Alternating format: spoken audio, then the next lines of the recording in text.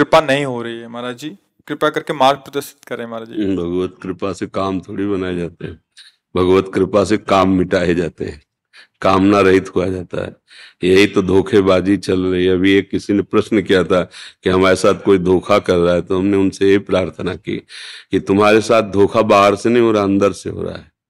तुम्हारी बुद्धि तुम्हें धोखा दे रही, तुम्हारा मन तुम्हें धोखा दे रहा, तुम्हारा तन तुम्हें धोखा दे रहा, तुम्हारी इंद्रियां तुम्हें, इन धोखेबाजों को देख पा रहे हो? कामनाओं की कभी पूर्ति हुई है क्या? और कामनाएं शुभ अशुभ कर्मों के अनुसार, अगर आपने कामना की मुझे इतना अर्थ मिले, आपका पुण्य नहीं तो नहीं मिलेगा आपको। आपने सोचा कि ये नष्ट हो जाए, आपका इतना प्रताप तेज नहीं नष्ट होगा। ये कर्म भूमि है। एक बल है, भगवान का आश्रय लेकर अच्छे आचरण करते हुए नाम जप करो। अब वो बचाएंगे आपको दुखों से, और वो योगक्षेमम वहाम्यहम्, वो आपके योगक्षेम का, आपके कर्म में इतनी ताकत नहीं रह गई है। शुभ अशुभ कर्म करते करते करते करते अंतःकरण इतना मलिन हो गया है, बस अध्यात्म को समझे बिना ये सब प्रश्न उत्तर बेकार की बातें, समय नष्ट करना। आचरणों को अपने देखो। तुम्हें भगवान ने अवसर दिया, मनुष्य शरीर देकर भगवान ने तुम्हें आदेश किया, तस्मात् शास्त्रम प्रमाणन्ते कार्याकार्यो व्यवस्थितो। क्या कार्य है और क्या कार्य है, क्या विधि है क्या निषेध है, क्या करना चाहिए क्या नहीं करना चाहिए, क्या धर्म है क्या अधर्म है। ये मनुष्य शरीर से हो सकता है, पशुओं में नहीं लागू होता। आप धर्म पूर्वक चलिए, पूर्वकृत प्रारब्ध को भगवान का बल लेकर सहिए, और जैसी स्थिति में भगवान रख रहे हैं वैसी स्थिति में भजन कीजिए, आगे का बहुत बढ़िया हिसाब हो जाएगा। पिछली फसल बहुत बुरी है, भोगना पड़ेगा, चाहे महात्मा हो चाहे गृहस्थ हो, भोगना पड़ेगा। अवश्य में भोक्तव्यम। अखंड बाल ब्रह्मचारी, सत्यवादी, धर्मनिष्ठ भीष्म पितामह 6 महीना बाणों की सैया पे। हम तुम क्या है? ये कर्म बख्शता नहीं किसी को, इसलिए तो चिल्ला चिल्ला कहते होश में रहो, होश में रहो। कामनाओं की पूर्ति, क्या तुम्हारी कामना होगी? यही कामना होगी, शब्द स्पर्श रूप रस गंध, प्रकृति के 5 हैं, यही विविध रूपों में फैलकर जीवों को बांधे हुए हैं। तुम जो बात की कामना कर रहे हो वो किसी को प्राप्त है, वो और कामना कर रहा है। थोड़ा विचार करके तो देखो, क्या कामनाओं की पूर्ति से तुम्हारी शांति, तुम्हारा विश्राम स्थल, तुम्हें आनंद की प्राप्ति हो जाएगी क्या? हम सोचते हैं कि 1 लाख मिल जाए तो हमारा काम बन जाएगा, और किसी के पास 100 लाख है लेकिन उसका काम नहीं बना, वो और कामना कर रहा है। किसी के पास 100 करोड़ है, वो उसमें तृप्त नहीं है, वो और, ये क्या चल रहा है माया का लीला? यही बात समझना है।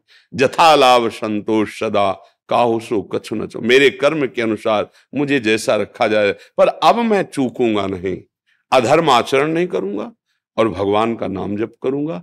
जैसी परिस्थिति होगी उसको सहूंगा। हे प्यारे, अब अपना विस्मरण मत कराना, ये बात कर लो, जीत जाओगे, सारी कामनाएं पूर्ण हो जाएंगी। पूर्ण का मतलब शांत हो जाएंगे। अब कछुनाथ न चाहे मोरे, ये हृदय में आए बिना कामना किसी। अब आप देखो कितनी बड़ी बात, देवराज इंद्र पद बहुत बड़ा पद है, त्रिभुवन पति, देवताओं का स्वामी है। एक अप्सरा उतरे तो ऋषि मुनि को भी आकर्षित कर दे, ऐसा इतिहास साक्षी है। और वो देवराज इंद्र गौतम ऋषि के आश्रम में जाता है, भेष बदलता है और गलत आचरण करता है। मतलब समझो, वहां की एक अप्सरा जो उनके अधीन है, वो यहां आती तो ऋषि मुनियों के मन में भी विक्षेप पैदा कर देती है। ऐसे वैभव को भोगने वाला भी वहां तृप्त नहीं है। मृत्यु लोक के एक महात्मा की पत्नी की तरफ गलत दृष्टि, गलत मतलब क्या निकला? एक जो कथाएं हैं इनका मतलब क्या निकला? बिना भगवान के भजन के आनंद के ये मन शांत होने वाला नहीं। चाहे त्रिभुवन का वैभव मिल जाए तुम्हारे पास, तो बहुत छोटी छोटी वस्तुएं होंगी। हम त्रिभुवन पति की बात कह रहे हैं, जिसके यहाँ की सुंदरियां ऐसी हैं कि अगर उतर जाएं यहाँ तो बड़े बड़े महात्माओं के चित्त में क्षोभ पैदा कर देती है, जो जितेंद्री रहे हैं। तो भाई एक बात समझ में आई है, सुखी मीन जिम नीर अगाधा, तिम हर शरण न एको बाधा। भगवान का आश्रय लेकर जैसी परिस्थिति हो, राधा राधा राधा राधा, अब आगे मंगल हो जाएगा। ये हमारी जो आज की समाज नहीं, वो भटक रही है।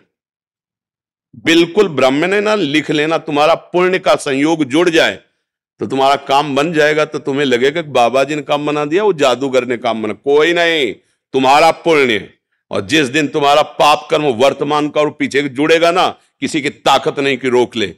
दशरथ जी बाण शब्द वेदी मारा श्रवण कुमार के, तो जैसे पुत्र वियोग में वो मरे, ऐसे महाराज हा राम कह के राम जी को याद करते हुए अपने प्राण त्याग दिए, और उन्हीं राम जी की गोद में जटायु प्राण त्याग रहा है। भगवान का सानिध्य उस समय प्रगट में दशरथ जी के पास नहीं हुआ, लेकिन जटायु को भगवान गोद में रख। बात समझो, क्या कर्म बना, सिया जी के लिए उसने अपने प्राणों की बाजी लगा दी, तो भगवान की गोद में शरीर। चूक हो गई, श्रवण कुमार के बाण लग गया, तो महाराज को तड़प तड़प के वैसे वियोग में तुम भजन कितना करोगे। वो भगवान के बाप बनने का सौभाग्य, बाप जी बने नहीं, दशरथ जी भगवान राम के पिताजी बने नहीं। हमारी बात को समझ लो, अगर आप बुरे कर्म करोगे, कोई नहीं देख रहा, आप देख रहे हो, आपका मन देख रहा है, वही आपको दंड देगा। मन आपको दंड देगा, हर समय जलाता रहता है। जैसे गलती हो गई ना, हर समय जलता रहता है, फिर वही गलती करवाता है, फिर जलता रहता है, फिर जब बार बार ऐसा होता है तब वो सलाह देने लगता है, इससे अच्छा मर जाओ। देखो कहां पहुंचा दिया, महान पाप आत्महत्या करने के लिए प्रेरित कर दिया। हमारी बात को समझ जाओ, इस दुष्ट धोखेबाज मन पर नजर रखो, और नजर रखने की ताकत सत्संग और भजन से मिलती है। साधन को हरि भजन है कै सत्संग साय, तब आप मन पे नजर, और मन पे नजर रख ली, उसको संभाल लिया, तो त्रिभुवन पर विजय प्राप्त कर ली। त्रिभुवन पर जिसने मन को चेला बना लिया वही सच्चा गुरु। जो वीर अपने मन को परास्त कर दिया वही महाबली। नहीं तो कुछ चले प्रवचन करो वो वहीं गिराएगा। तुम चाहे जितने ऊंचे